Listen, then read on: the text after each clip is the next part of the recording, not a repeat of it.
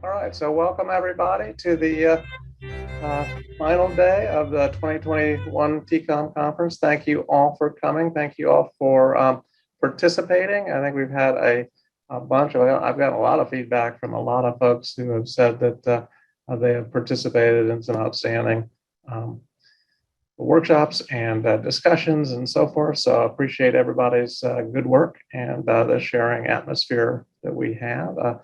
And we're very happy that you could come. We're looking forward to seeing you in person down in the Bayou, down in New Orleans next year. So this summer, I've been working, as you may or may not know, I've been working on aspirational management as a strategy to move past compliance. So a group of us are trying to figure that out.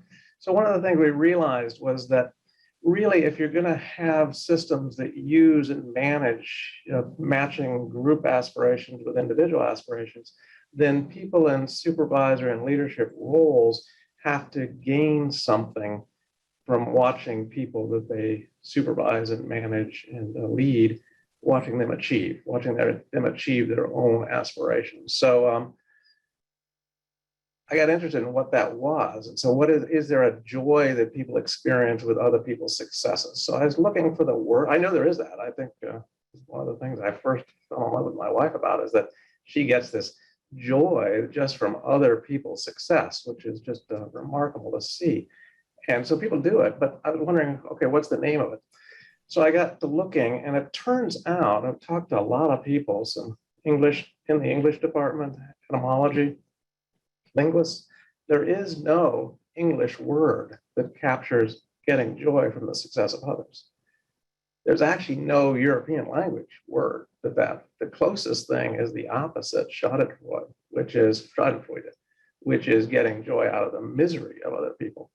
So that seems like a bit of a gap in our language. And so I got interested, is there no word in the world about that? I was actually talking with Lise, and she said, well, probably look east. So anyway, I was able to actually link with a linguist, and she described two words. So one is nachos, which is a Yiddish word, and it's the joy a parent experiences from the child, but that still has a little bit of pride in it as opposed to just sheer joy from other people success. And so eventually, so Lise had said, well, how about East? And so I talked to my colleague, Mint Sun, from Korea, and there's no Korean word. And then the linguist did discover there is one word in the world that describes this characteristic, and it's from Buddhism. So in Buddhism, mudita is the word that describes getting sheer joy out of the success of other people, the joy of other people. So I bring this up because for very different reasons, the two keynotes today, I had a small part of their, I was, for a moment of time, I was really actively involved in their professional journey. And I must admit to experiencing some nachos when they were first became successful in their careers. But now they've been long gone, and I haven't really been active in their careers for a long time. And I experienced mudita because both of them are doing quite well. So the first keynote speaker, it's Scott Leon, and Scott is a associate professor at Loyola in the Department of Psychology. And his research team, called the PACE Lab, is actually the most productive research group in our space. So of any research group currently in existence, Scott's group has published the most research on GANs and communometric kinds of use of those data. So it's a real honor to get Scott back involved. We've been getting Scott back involved in the TCOM movement over the past year. He started to get participating in the university partnership, and we've got him now actually speaking for the first time at the TCOM conference. And his research is moving into looking at families, which I think is really, really, really important, because as you may know, there's a slow and steady movement away from thinking of things as child welfare, because that actually requires us to remove kids to think about things as family welfare. And if you haven't ever read, there's a wonderful book called Abusive Policies by Mikal Raz. She's in the public School of Public Health at Rochester, but she talks about how the child welfare system devolved a little bit into expanding the definition of trauma and denying that there was any social determinants of child neglect and abuse, because that's how they pitched it to Congress to get it through. And a group called Parents Anonymous, which was actually a group driven by pretty much suburban white women, was the group that kind of dictated this expansion to anything becomes trauma, and there is no social determinants of abuse and neglect. So that's been problematic for us, and it's part of the reason. So movement away from just a focus on children to a focus on families, I think, is really, really important. And Scott is a leader in this movement, so it's with great privilege, great honor, I introduce you, and with a significant amount of mudita for your good work, Scott. I introduce Scott Leon, and his talk is called Staying with the Herd, Why Children's Extended Family Networks Matter and What We Can Do to Support Them. So thank you for coming, Scott, and appreciate it. All right, thank you. I would only make one change, John, to your statement, and that is that you didn't play a small role. You played a huge role. And I'm forever grateful for your amazing mentorship. So, okay. So yes, the talk is Staying with the Herd, Why Children's Extended Family Networks Matter and What We Can Do to Support Them. So I usually start out a talk like this, asking everyone to think about what family means to them. It's really interesting because we don't always think about what our family and our friends and our social networks really mean to us at an abstract level. So that's kind of where I usually start, and I ask people to think about all the people you would call with good news or sad news. When something good happens, you might send that first text out, right? And then all of a sudden you start thinking of all the people you want to know. And then you copy it and you paste it into the next one, and you keep copying and pasting. And then before long, you're getting all these responses back. How many people are in that group that you are texting and calling? If you needed a ride at the last minute and you knew it was going to inconvenience somebody, who would you call? How about all the people in your life who are not blood related, but you consider family?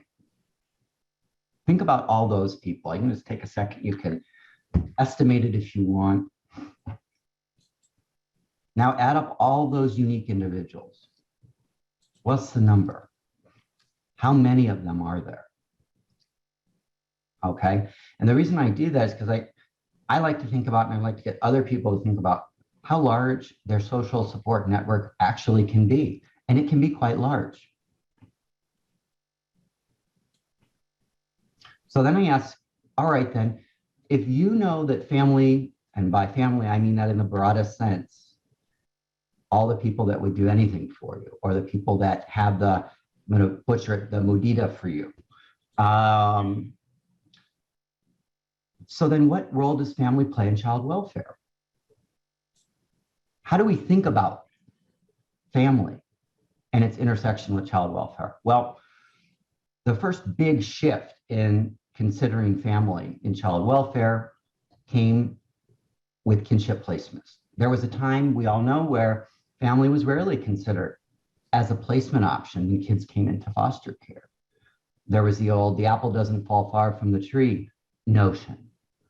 There were probably a lot of biases that were involved there. And then over the last 30 plus years, considering family as a placement of first choice when kids come into foster care, kinship placement, relative foster care, it sort of exploded. It sort of started in the 80s. I think the biggest jump was from 86 to 90. And then it slowly increased from there, although it has tapered off a bit.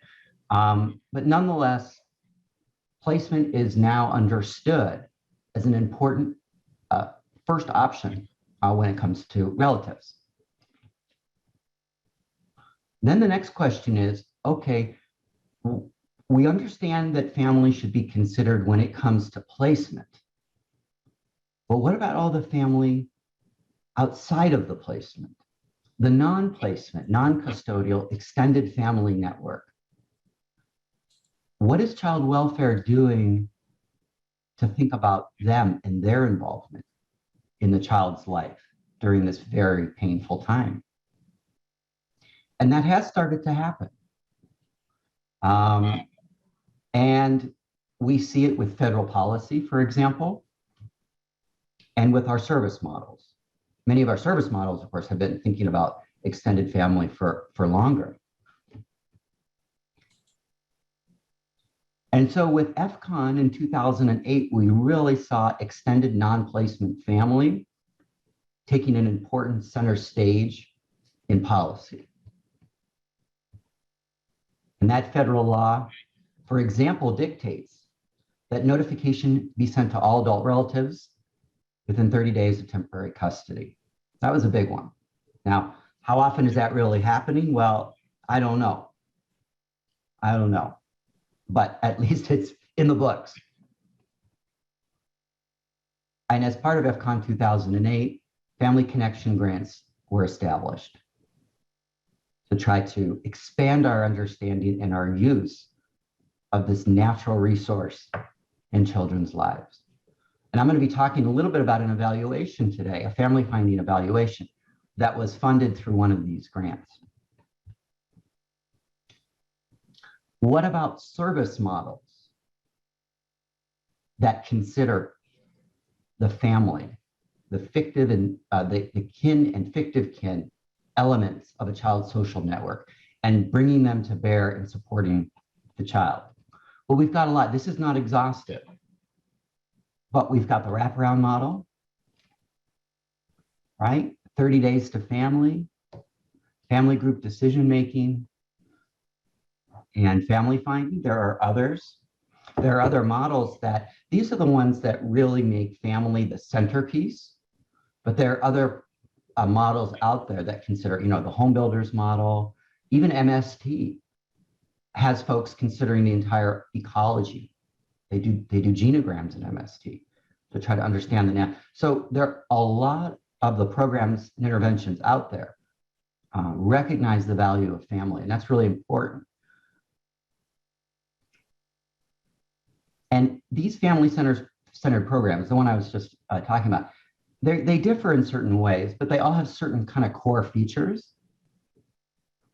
They have a discovery phase where we try to find out, who is in the child's network, this discovery phase. There's an engagement phase where we try to, bring them in. A planning phase, that's usually where the child and family team meeting is taking place, where we try to bring them together to understand the child and family's needs, and then start to ask, how are we going to meet those needs? The implementation phase, and then ongoing evaluation. So they kind of share those kind of core features. However, that's easier said than done. Bringing family, bringing the social network to bear, bringing them into the fold on behalf of the child is tough work, okay? And anyone who does this work will say it's not easy to get a family, any family together to make important decisions. We have systemic tensions in the family, which can be potentiated in a child welfare context. Differences of opinion about what is in the child's best interest, role perceptions, what are the roles of family members versus the professionals. Some families don't like the idea that they should be driving things. Some want to. So there's a lot of variability there. And that's before we get to the professionals. There's a lot of variability in beliefs about the value of engaging families. There are a lot of caseworkers, for example, and I understand this, who believe that when you start bringing in family, you are opening a Pandora's box. So let's just focus on that kinship placement. Let's hone in on that. Then we have incentives. What are the primary incentives for caseworkers? There's three things: find the placement, keep the placement, work the permanency plan. And that's what they're held accountable to, so it's understandable. But you notice that in these three things, we don't have engage the extended family. coordination. It's very hard to get people together. Questions about reimbursement, right? And this is not the full list. So there's been a lot of research looking at, for example, this is with family group decision-making, and who is coming to these family team meetings, right? Who do we see as part? The original vision was that you are going to get a huge family group, whether it's a child and family team meeting, whatever you want to call it across various programs. We're going to get the nuclear family, the extended family, fictive kin. We're going to get coaches and teachers and pastors. And that's beautiful. It's a beautiful idea. But in reality, that has not, for the most part, happened to a large extent. This was just one study here looking at 10 different meetings. And what you'll notice here when it comes to extended family, you had grandparents coming to the meeting, but there are really not a lot of people in the kin and fictive kin network who are coming to these child and family team meetings. I get it, it's very hard. But it's important to understand the challenges associated with bringing in extended family. It's very hard work. And there's just a few studies here. In one study, only 12% of child and family team meetings had a natural support on the meeting. Another study found that the average family team meeting had about 4.4 members. That includes the caseworker and other professionals as well. There's other research and wraparound indicating that extended family are the least likely to participate in meetings. And this leads to the question that I think a lot of caseworkers have, and I get it, it's understandable. Is it worth it? Is it really worth it to do all this very hard work to bring lots of people together? And in the study the evaluation that I did, I evaluated the family finding intervention as part of the grant I was telling you about in Illinois. And we used to, as part of the evaluation, we had to call up caseworkers and ask them about extended family members. And this is a quote here, this is another quote. And this is not intended as a criticism of the hard work of caseworkers, because this is hard work, and it is probably very unreasonable to be expecting busy caseworkers to, on top of everything they're doing, do the very hard work of bringing together a family. But I thought this was really telling. These are quotes. And this gives you a real sense into where I think the child welfare system is right now when it comes to the extended family, the kin and fictive kin, the non-placement network. And that's, again, because family is complicated. It's complicated for all of us.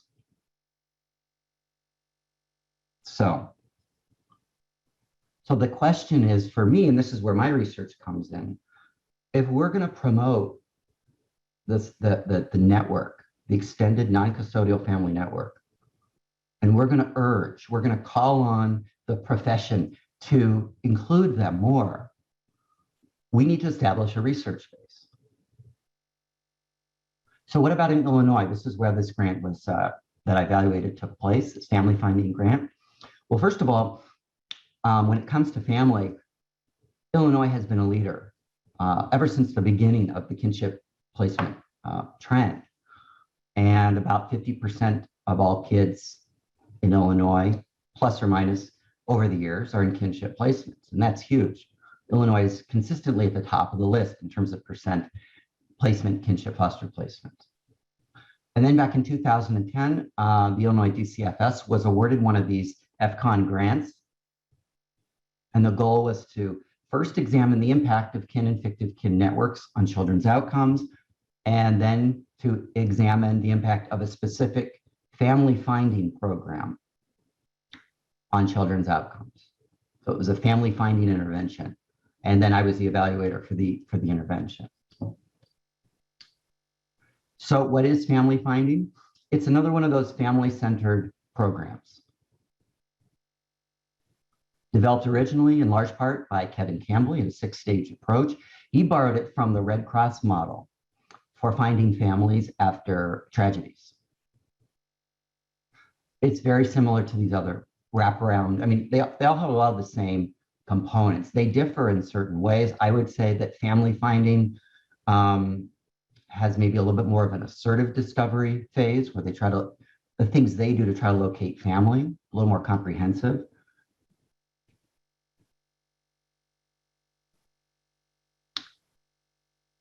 And so one of the things they try to do, being a family-centered program, they're really trying to empower families to think about all the supports they have.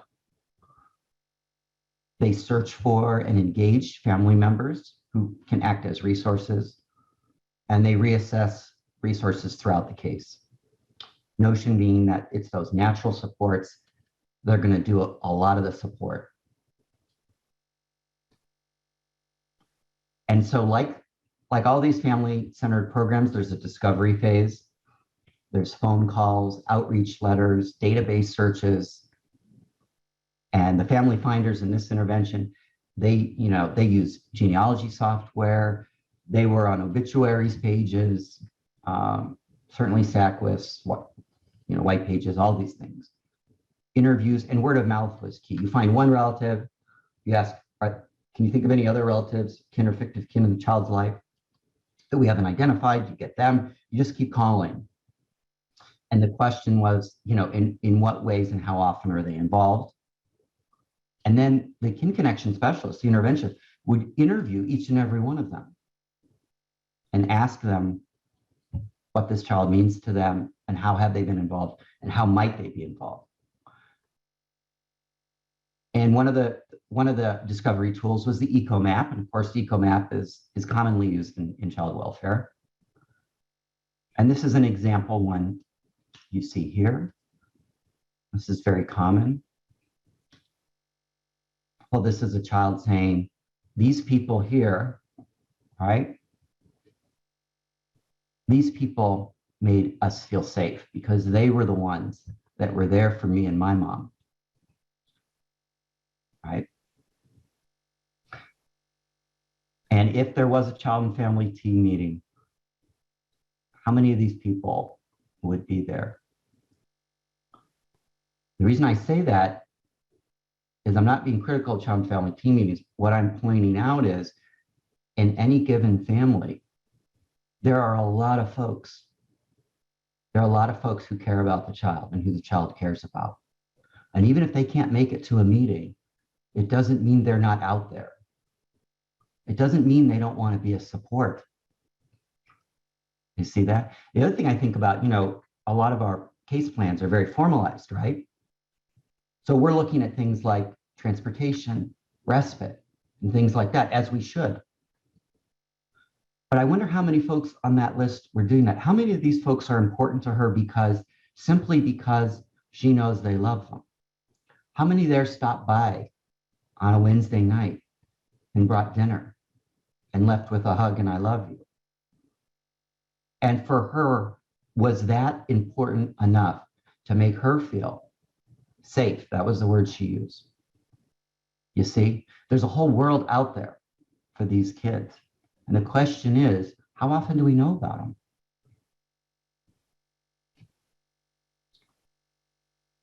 So with the family finding intervention, like a lot of interventions, they do a genogram.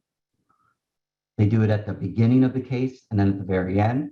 This was an example here, or an example of the baseline, the kind of time one genogram, and then how it looked at the very end. And for each of these folks in the family finding intervention, they identified them, but also their role in the child's life, their current involvement, potential involvement, and a list and a description.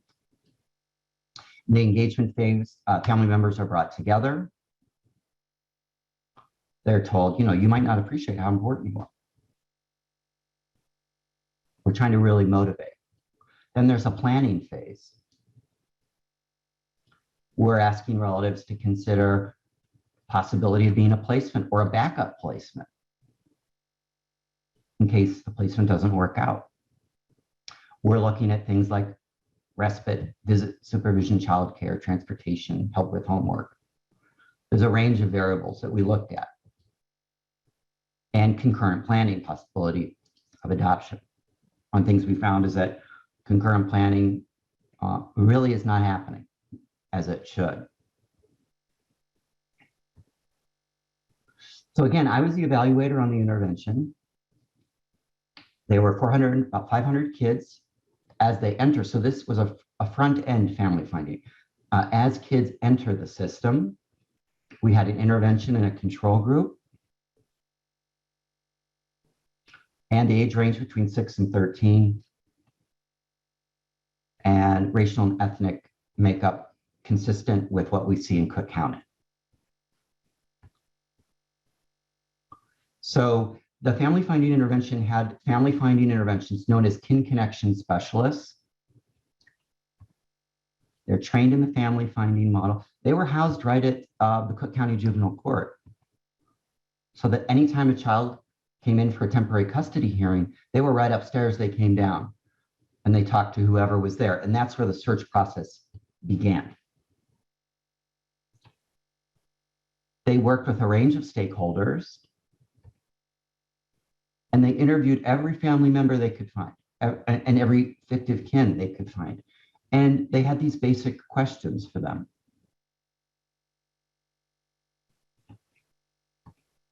And then after 45 days, they produced a final report. And that was given to all the stakeholders. So in terms of my evaluation, there were two primary, we had a lot of different sources of data, but the two that I'll be really talking about here, the first was a document that we created. It was a file review document, and we used it to go into SACWIS and look at the integrated assessment, primarily the psychosocial history, and sort of sketch out an initial sense of who are the important social network members for this child based on the integrated assessment. That's where we started. And then we went out and we interviewed these kin connection specialists who are already out interviewing, finding folks and all that. And from there, we added to the list. In the control group, we interviewed the caseworkers to ask them, hey, here's what we found in SACWIS. Do you have any other folks you can add? Is there involvement that we're seeing that isn't in SACWIS? So we're trying to get a sense of these families. And then in terms of our outcomes, we looked at the CANs, primarily with a focus on internalizing symptoms, externalizing behaviors, maltreatment severity, and strengths were our primary areas of focus. So this is a kind of a snapshot here of this file review document I was telling you about. And so for every kin and fictive kin person, we had a kind of a checklist of the important involvement variables that we're interested in. This was based in the literature and in focus groups about what was important. And so in this example here, you see Alice, quote unquote Alice, maternal aunt, and she visits the child. She is involved in childcare for the foster parent and transportation assistance. So then one of the things, we can study these variables individually, or we can add them up and get a sort of a total involvement score. And they do tend to hang together so that the internal consistency of these is pretty high. So for Alice here, the total score for involvement is a 3.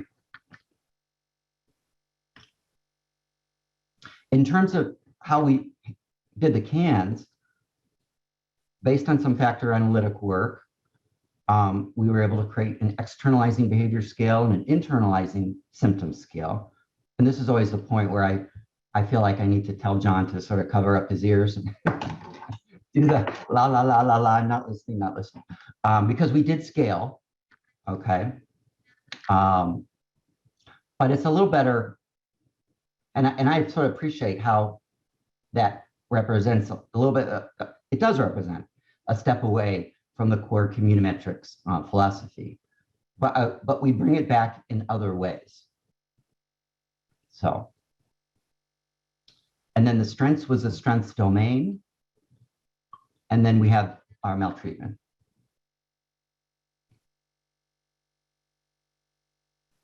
So one of the things that we find is that when you try to do this scaling and psychometric combining of variables, is that you don't get a normal distribution.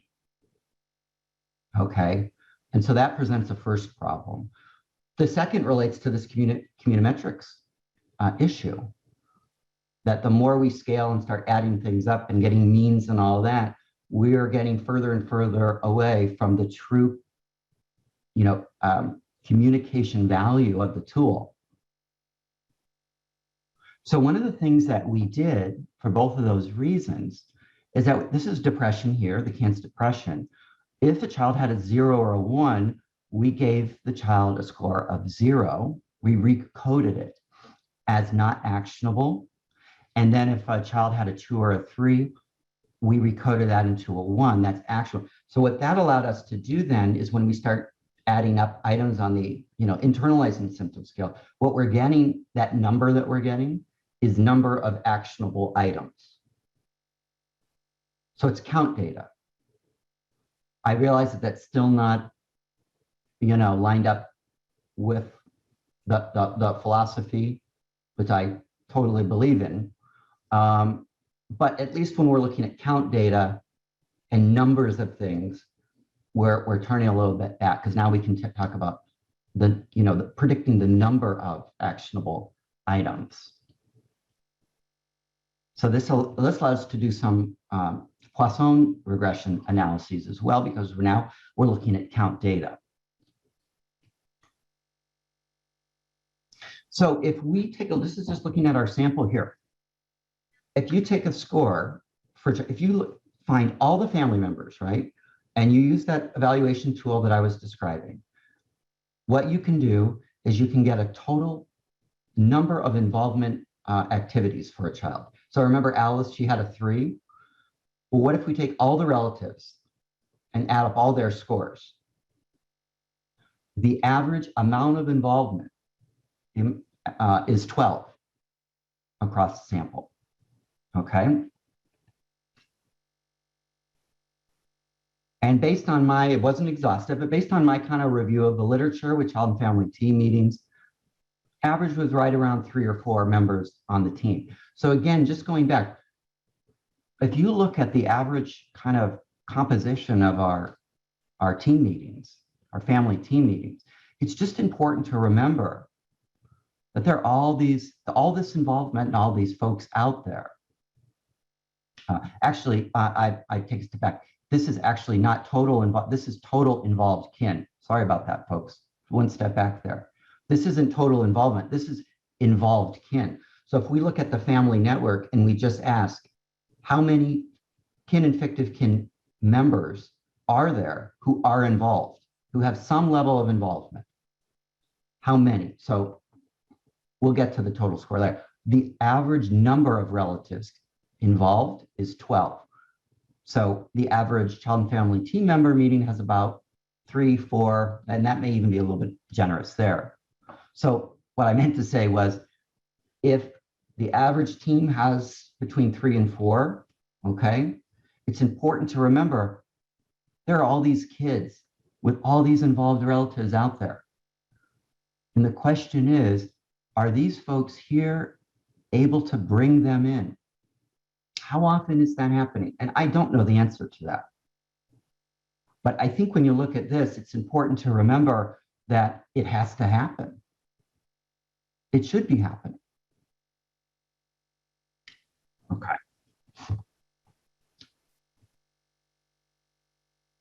Okay, so when we look at getting more into the data here, when we look at the actual the person involved,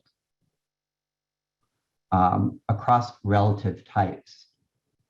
Who do we see as the involved family members? Okay, so for example, in 20% of cases, a maternal great-grandparent had some involvement. Okay, this is any involvement at all, whether it's visits, whatever. Okay, we see the most involvement from our maternal grandparents and our maternal aunts and uncles, and that makes sense, right? But I would also point out, by the way, and this is important, paternal grandparents, in almost a third of cases, we see involvement from the dad side of the family with grandparents. In a quarter of cases, it's the dad side of the family with aunts and uncles that are involved. So I think that's really important too. The dad side of the family is not absent out there. There are a lot of kids for whom the dad side of the family is involved. What about fictive kin? Okay, we see the most involvement from family members, or excuse me, family friends and neighbors, okay, approaching a third of all cases where there is a family, friend, or neighbor that is substantively involved in the child's life. Okay, so you see the rates here. What if we look at the various forms of support? Okay, so these are the support categories here. We see the biggest category of visits, visiting the child. And this here is support to the parent, biological parent, whether it's emotional support, financial support, and support to the foster parent. Okay. So here's what's interesting. We can start to look at, when you start looking at families, you can start to look at some of our previous research findings, and you can start to create some hypotheses, right? One thing we know from the literature is that children in kinship placements tend to have fewer placement disruptions. However, permanency rates are not different. But you know, the preponderance of the literature, we don't see a lot of difference. And here's possibly a reason why, right? When you look at kin placements, okay, we see that kids in kin placements are a lot more likely to receive support. The foster parents are more likely to receive support, okay, versus in a non-kin placement. In non-kin placement, those foster parents, the traditional non-kin foster parents, are far less likely to receive support from the extended family. It's more likely the case that they're not receiving any support. So look at the difference there between kin and non-kin placement and the support they receive from the social network. Okay, now look at support to the biological parent. Okay, when it comes to this variable support for the biological parent, it really doesn't matter whether the child is in a kin or traditional placement. Family members are supporting the biological parent in the same ways, regardless of whether it's traditional or kinship placement. So we don't see differences. That could be possibly one of the reasons why we see kinship placements, we see greater placement stability, and we don't see greater permanency. And then we started to look at profiles. And one of the things that we found was that there are different family structures out there. Meaning when we look at total involvement, so now we're looking at adding up all those scores, those involvement scores, what we find is that there are unique family structure typologies. Okay, and what's interesting about it is the way they differ is on which types of relatives are driving the involvement. So here, for example, you see multi-generational. So we're seeing a lot of generational support, but it's predominantly cousin. Here, this is an interesting one. It's the fictive kin, the non-blood folks who are providing the most involvement. And this is a predominant aunt uncle. So now it's important to understand that this second one here, bigenerational, quote unquote, lower involvement is the biggest category. But nonetheless, it's important for us to understand that there are different family structures out there in terms of who is supporting the kids. Here's an interesting finding. So what we did is we looked at the CANs and we looked at educational achievement. And one of the things we did is we asked from time 1 to time 3, which is a year later. So at intake and a year later, okay? We looked at whether the child improved on academic achievement or worsened. So if they improved at time 1, they had a 2 or a 3 on educational achievement, and they went down to 0, 1. Worsening was they started 0, 1 and went up to a 2 and a 3. And look at this. Among kids who showed improvement, okay, 70% of those kids had tutoring support, not from Sylvan Learning Center, but from a relative. And look at the group who worsened. No tutoring support. So I talked about that first clustering approach where we looked at whether or not we could find family structure typologies, aunts, uncles, and the different. Then we wanted to look at a different clustering approach where we wanted to look for social network involvement typologies. Do we see different types of involvement that kids might get? So we used latent profile analysis to see if we could identify any family involvement typologies. And we found two groups. A higher involvement profile, that was a quarter of the sample, and a lower involvement profile. So now instead of looking at relatives, we're looking at type of involvement. And not surprisingly, of course, the higher involvement group in red here had a lot higher mean number of involved family members on these categories. So the higher involvement group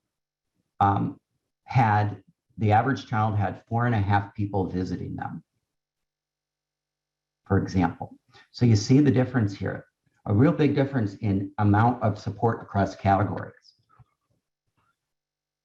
And then what we wanted to do is look at these two profiles, high and low, and ask whether or not they were predicting any important outcomes. So we entered, your typical variables into the equation. Okay.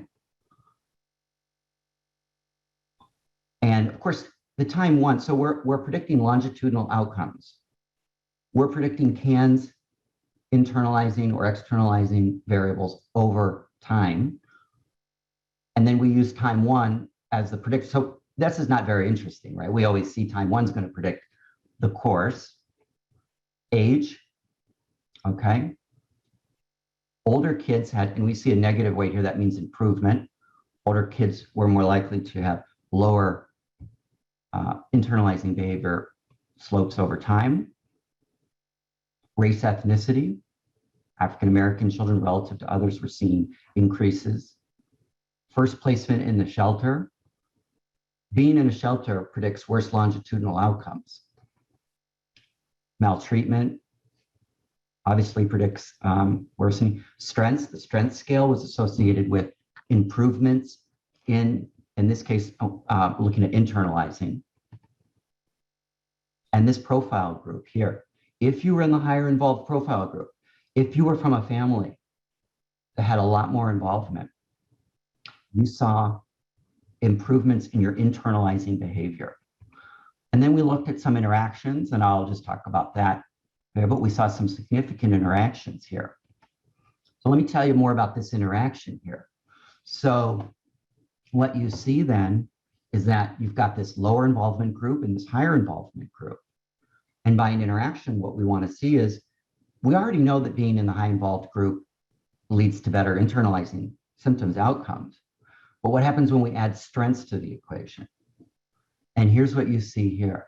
If you are in the higher involvement group, so if you are from a family that is highly involved in your life and you have a lot of strengths, it's that combination of the child and the environment. You see the best outcomes.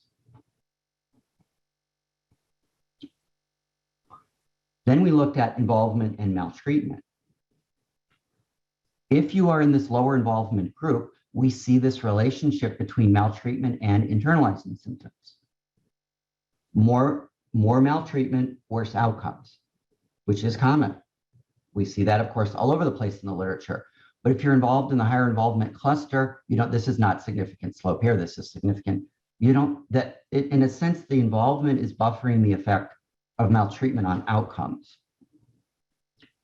Okay, we're also able to look at whether or not family was involved in placement outcomes. Okay, I'm not going to get into a lot about this, but I do want to present this to you because this is a statistical approach known as optimal data analysis.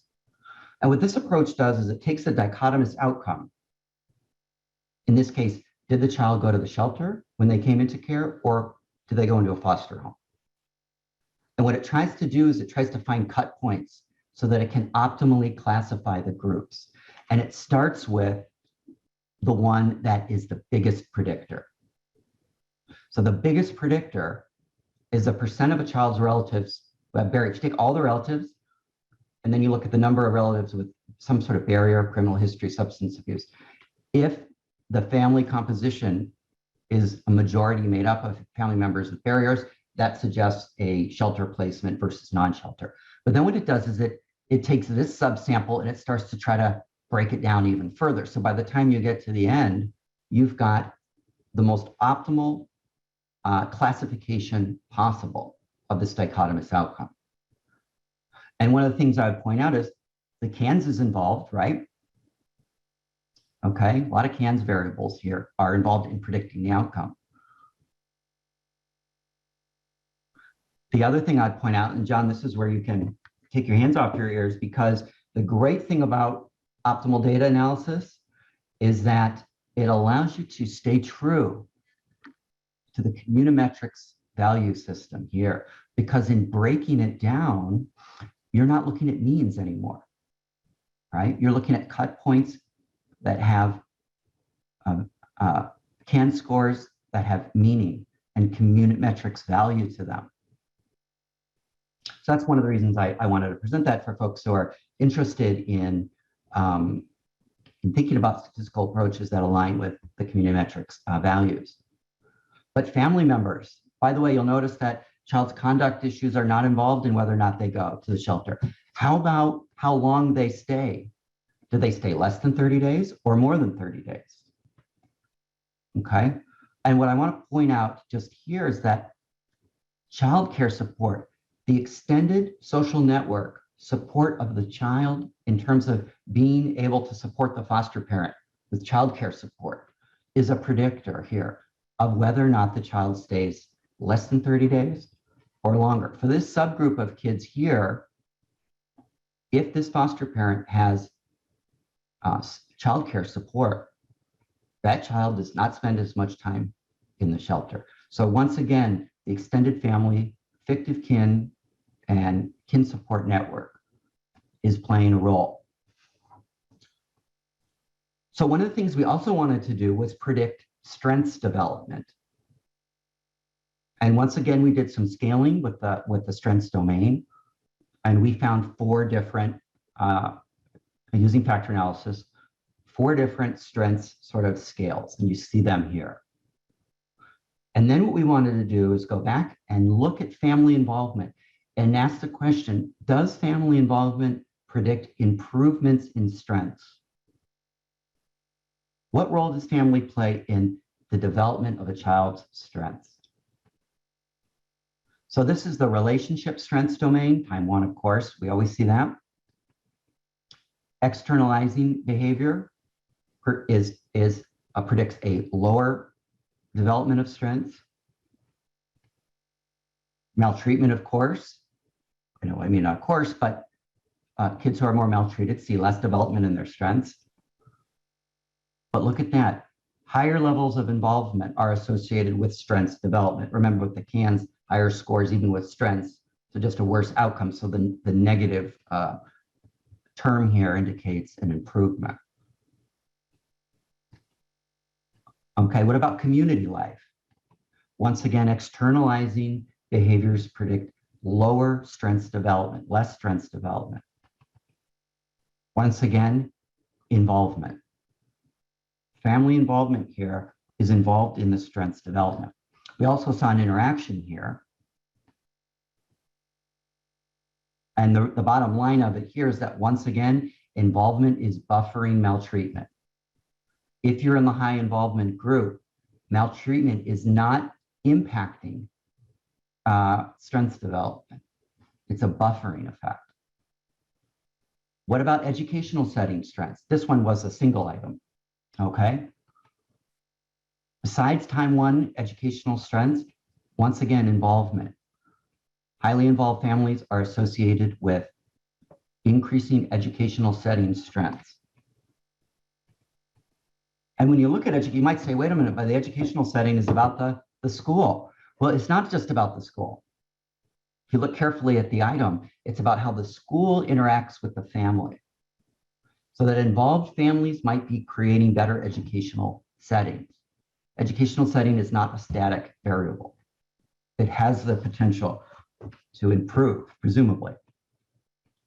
And psychosocial strengths, only externalizing behaviors and maltreatment.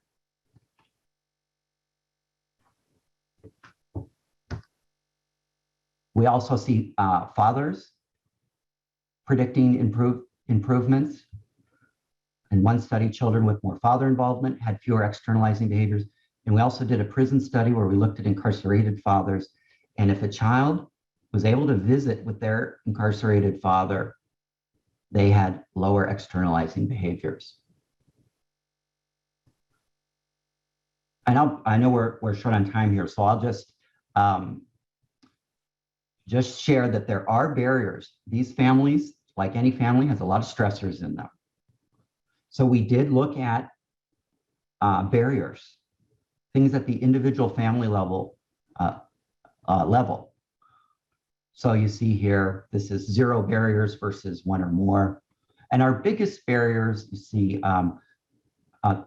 60% about of family members families having one member with a criminal involvement, child welfare history involvement, domestic abuse, substance abuse. So, you know, it's not that there aren't challenges. It's not that there aren't challenges here. But the question is, are they important? We were able to look at typologies here once again. We find that there are families with low barrier and high barrier groups, but here's what's important. The overwhelming majority of families are in the low barrier group here. So even though kids are going to be exposed to family members who might have a history of some barriers, the overwhelming majority of kids are not exposed to widespread barriers among family members. So hopefully that might disabuse any sort of stereotypes that are involved there. So I can just finish up by saying that the family finding intervention, in case you were wondering about that, it did find more family members. There were more positive attachments, but placement stability was no different. Permanency reunification was no different in the groups. So the intervention itself was not doing a lot to promote the long-term outcomes. There are some reasons for that, which I could get to. Thank you, Scott. That was outstanding.